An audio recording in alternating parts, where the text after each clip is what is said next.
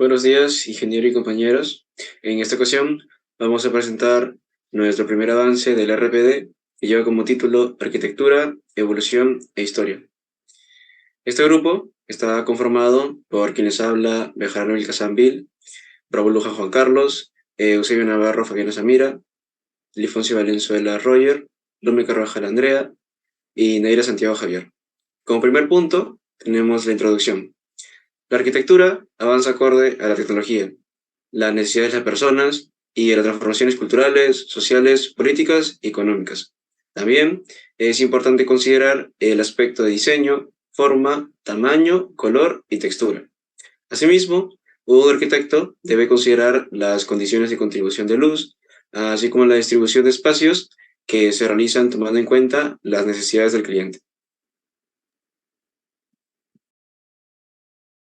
Ahora pasamos a los principios ordenadores. Los principios ordenadores son principios de organización, mediante los cuales se implanta orden en una obra arquitectónica. Al hablar de orden no necesariamente significa una regularidad geométrica, sino que cada una de las partes del conjunto están correctamente dispuestas con relación a las demás y que den al lugar una organización armoniosa. En cuanto a estos principios, podemos mencionar a 6 más importantes. El primero, que es el eje. El eje es el medio más elemental para organizar formas y espacios arquitectónicos. Se trata de una línea recta que une dos puntos en el espacio, del cual se sitúan formas y otros espacios. Simetría. Así como la condición de axialidad puede existir sin que simultáneamente esté presente la desimetría, esta requiere la existencia de un eje alrededor del que se estructura el conjunto. Jerarquía. Existen auténticas diferencias entre las formas y los espacios que, en cierto sentido, reflejan su grado de importancia y el comedido funcional, formal y simbólico que juegan en su organización del proyecto arquitectónico. Transformación. Faculta al diseñador para seleccionar un modelo, así como para modificarlo a través de una serie de manipulaciones discontinuas. Pauta. La pauta apunta hacia una línea, un plano o un volumen de referencia que puede vincularse con los restantes elementos de la exposición. La pauta organiza un modelo arbitrario de elementos a través de su regularidad y su continuidad. Ritmo. Hace referencia a todo movimiento que se caracterice por la ocurrencia modulada de los elementos o de motivos e intervalos regulares o irregulares. Ahora pasamos a la evolución de la arquitectura en la historia del mundo, comenzando en primer lugar por la arquitectura mesopotámica. Lo más característico de esta arquitectura son las torres o zigurats, también llamadas montañas sagradas, las cuales eran torres simbólicas desde las que se observaban los astros. La arquitectura egipcia. Esta arquitectura se puede dividir en dos grupos, la arquitectura perecedera y la imperecedera. La arquitectura perecedera fue una arquitectura religiosa basada en tumbas y templos. Fue una arquitectura civil basada en la construcción de casas, ciudades y palacios. Arquitectura griega. Está representada por templos construidos conforme a un orden arquitectónico o estilo, los cuales se dividen en dórico, jónico y corintio. Arquitectura romana. Las principales características de esta arquitectura son arquitectura colosal, empleo del arco, bóveda y cúpula, creación del retrato en la escultura. Una de las grandes obras que se pueden mencionar de esta arquitectura fue el Panteón, que se construyó en el año 27 a.C. por Agripa. La arquitectura gótica. Con el estilo gótico se rompe con la esteticidad de la arquitectura occidental, ya que nace la idea de que para descubrir las cosas de la naturaleza son necesarios los sentidos y no solo la racionalidad humana. En el siglo XIX fue revalorizado y exaltado por los movimientos nacionalistas y románticos europeos. La arquitectura barroca fue revalorizada en el siglo XX por los vanguardistas. Barroco significa irregular, que conecta con no armonioso. Esta arquitectura posee diferentes características como dinamismo, empleo de formas clásicas transformadas y abovedamientos cupuliformes.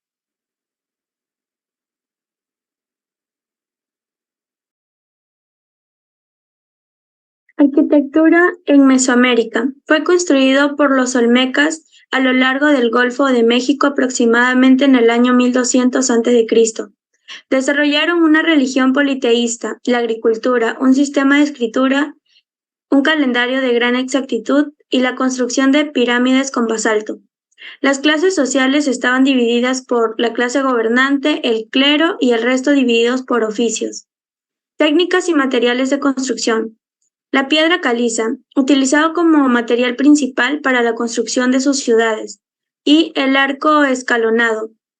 Es una estructura que se puede ver repetidamente en los templos mayas. La arquitectura bizantina. Nació en la Nueva Roma, en la ciudad griega Bizancio.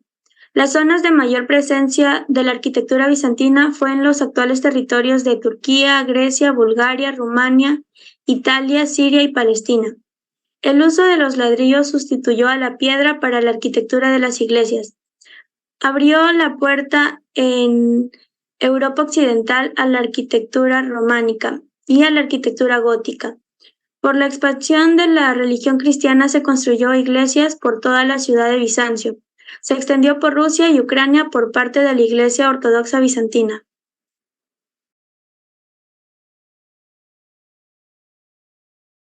Tenemos la arquitectura renacentista. Se dice que surge por el redescubrimiento de los estilos arquitectónicos y las teorías de la antigüedad romana. En Alemania empezó a aparecer unos 100 años después de su popularización en Italia. Los Urger financiaron la construcción de los primeros edificios renacentistas del sur de Alemania. También se extendió a Austria y el este de Europa gracias a la familia Habsburgo. Sus primeras representaciones emergieron en Roma a principios del siglo XV y se dice que toman como base a la naturaleza para el diseño y desarrollo de los edificios y tienen al ser humano como medida de referencia del universo. Tenemos ahora la arquitectura gótica. Presenta innovaciones técnicas y constructivas notables que permitieron levantar las estructuras esbeltas y ligeras. Los rosetones es un elemento característico gótico. Son grandes, ventanales y de forma circular. El arco apuntado llegó a relevar al arco de medio punto.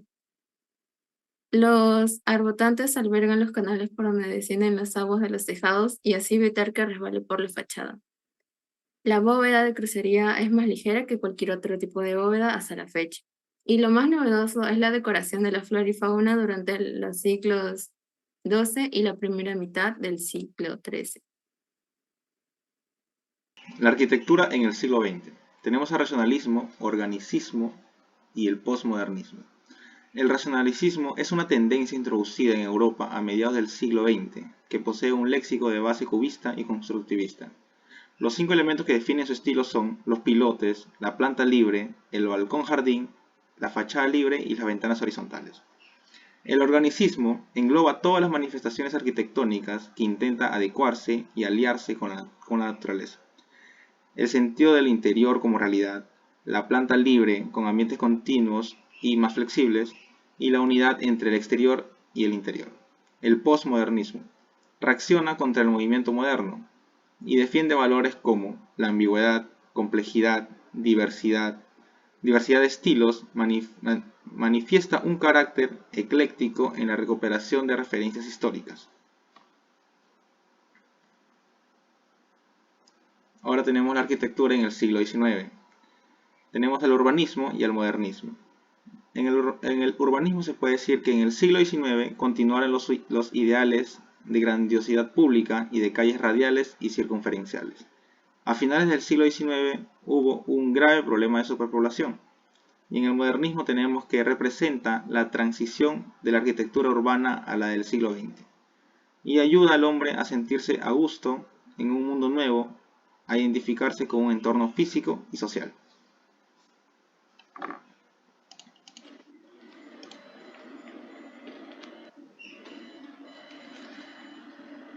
Exponentes de la arquitectura moderna. Tenemos a Le Corbusier, quien nació en 1887 y falleció en 1965. Él nos dice que fue un trabajador incansable quien realizó innumerables proyectos, muchos de los cuales nunca llegaron a realizarse, pero que marcaron a generaciones posteriores de arquitectos. Alvar Aalto nació en 1898 y falleció en 1976. Sus primeros edificios famosos son las oficinas e imprenta de un periódico en Turku, que se realizó en 1927 y finalizó en 1930. Célebre por las columnas afiladas que sostienen el techo de la sala de prensa, el sanatorio antituberculoso de Paimio, que también se realizó en 1929 y finalizó en 1933, donde se disfrutan de los soleados balcones abiertos hacia unas magníficas vistas. También se tiene a Mies van der Rohe, quien nació en 1886 y falleció en 1969. Nos dice, su arquitectura se caracteriza por una sencillez esencialista y por la sinceridad expresiva de sus elementos estructurales. Su racionalismo y posterior funcionalismo se convirtieron en modelos para el resto de los profesionales del siglo. Louis Isidore Kahn, nacido en 1901 y fallecido en 1974. La obra de este arquitecto se apartó del camino funcionalista, marcado por el Bauhaus y el International Style. Sus temas principales fueron el espacio y la luz, y definió su trabajo la construcción reflexiva de espacios. También se tiene a Frank Lloyd Wright. Él nació en 1867 y falleció en 1959. Es considerado como el precursor de la arquitectura orgánica, gracias al concepto usoniano de la vivienda. Sus obras destacan por la transparencia visual y espacios amplios y abiertos. También se tiene a Zaha Hadid, quien nació en 1950 y falleció en el 2016. Su primer proyecto fue un completo éxito, el cual fue la estación de bomberos de Vitra en Wil, Rhein, Alemania. Al día de hoy, el edificio se ha convertido en un museo. En 2005, su diseño fue elegido para el Centro Acuático Olímpico para los Juegos Olímpicos de 2012. También se tiene a Norman Foster, quien nació en 1935 y sigue vivo hasta el día de hoy. Nos dice, la ambición, el tesón y el carácter pragmático es lo que se caracteriza a Foster.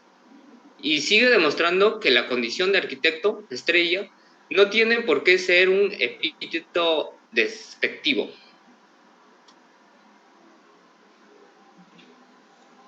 Y aquí tenemos un collage de la arquitectura donde se puede observar cada una de las arquitecturas antiguas, medias y modernas. Y con eso hemos finalizado. Gracias.